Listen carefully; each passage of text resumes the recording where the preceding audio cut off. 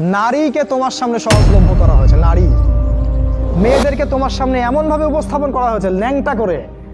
রাসূল সাল্লাল্লাহু আলাইহি ওয়াসাল্লাম বলেছিলেন যে শেষ জামানায় দুই শ্রেণীর মানুষ আসবে যাদেরকে আমি এখনো দেখি নাই।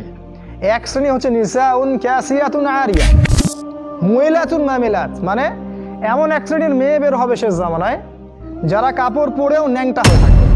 ভাষাটা ভালো করে বোঝেন, কাপড় পরেও তারা নগ্ন হয়ে থাকবে। আমার মনে হয় না এটার ব্যাখ্যা করার দরকার আছে।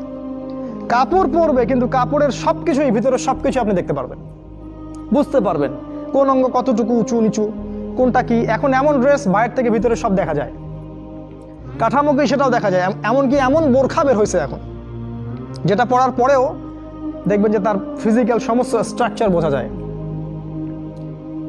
এই যে নারীরা বের হবে এটা রাসূল আগেই বলেছিলেন।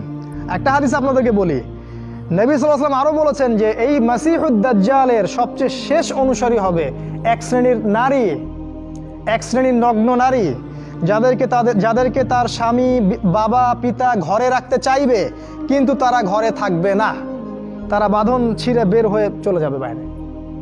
আবার বুঝাই, শেষ জামানায় মাসিহুদ দাজ্জালের অনুসারী হবে এক শ্রেণীর নারী যাদেরকে তাদের পিতা স্বামী ভাই ঘরে রাখতে চাইবে, তারা ঘরে থাকবে না। আপনি কি বুঝতে পারছেন তারা কারা? বর্তমান সময়ে ফ্যামিনিস্ট রেভলিউশন যারা করছে এরা সবাই দাজ্জালের অনুসারী। দাজ্জাল যখন বের হবে এরা সবাই তাকে অনুসরণ করবে, অবশ্যই করবে। একটা কোভিড-19 যদি সবাইকে একমুখী করে ফেলতে পারে, দাজ্জালের ফিতনা যে কত ভয়ঙ্কর হবে সেটা চিন্তাই করতে পারবেন না আপনি।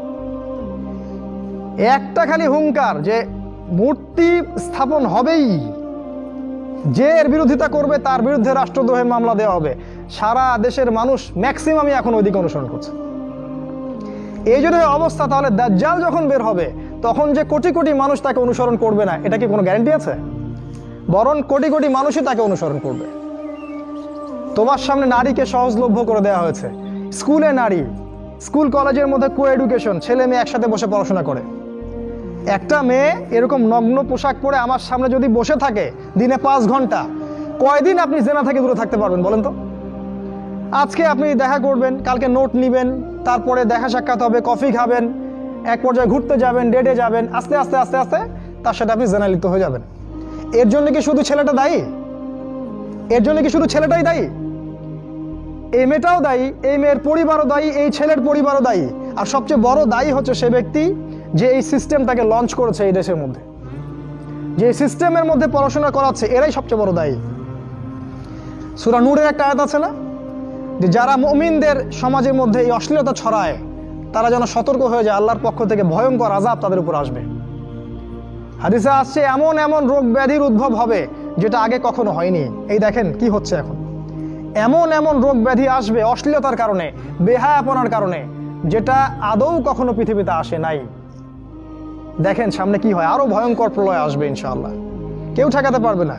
নবীর কথা এগুলো, বদলানোর কোনো সুযোগ নাই। তোমরা পড়াশোনা করবা, তোমাদের সামনে মেয়েদেরকে ছেড়ে দেওয়া হয়েছে। কলেজে যাবা তখন তো আরো অবস্থা খারাপ, ফ্রি মিক্সিং, যা ইচ্ছা তাই করতে পারবা তোমরা। আর সামনের দিনগুলোতে দেখবা লিভ টুগেদারকে জায়েজ করে দেওয়া হবে, এটাও হবে, এটাও দেখার বাকি থাকবে না। অন্য দেশগুলোর মতো দেখবা ছেলে মেয়ে একসাথে থাকতে পারবে, বিয়ের দরকার হবে না, এটাও হবে সামনে। মেয়েকে সহজলভ্য করে দেওয়া হবে, চাইলেই তুমি জেনা করতে পারবে। এগুলো এমনি এমনি হয়নি, ওরা প্ল্যান করে এটা করেছে যাতে তোমার ভিতরের ইমানি তেজটা নষ্ট হয়ে যায়। যার ইমানের তেজ থাকবে না ধ্বংস হয়ে যাবে সে।